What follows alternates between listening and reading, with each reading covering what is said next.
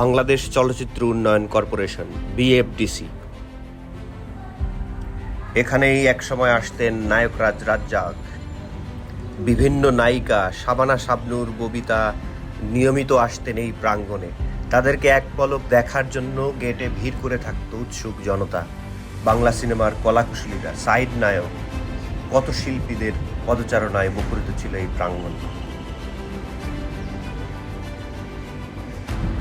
বাংলা সিনেমার প্রাণকেন্দ্র বিএফডিসির সেই জৌলুস এখন আর নেই। এটিই বাস্তবতা, এখনকার বাস্তবতা। গত বুধবার গিয়েছিলাম এফডিসিতে একটি বিজ্ঞাপনের শুটিং দেখতে। মূলত বিএফডিসির ভেতরে গিয়ে তিনটা সংগঠন আমি দেখলাম। একটি হলো বাংলাদেশ চলচ্চিত্র পরিচালক সমিতি, প্রযোজক সমিতি এবং শিল্পী সমিতি। তিনটা সংগঠন সক্রিয়, কিন্তু সিনেমা বানাতে তারা কতটা সক্রিয় সেটা আসলে বাস্তবে কতটা ভালো মানের সিনেমা আসছে এফডিসি থেকে সেটা দেখলেই আমরা বুঝতে পারি। এই সময়কার তরুণ পরিচালকেরা আসলে এফডিসির সাথে সংযুক্ত আছে কিনা সেটি আমার অজানা, আমি জানি না।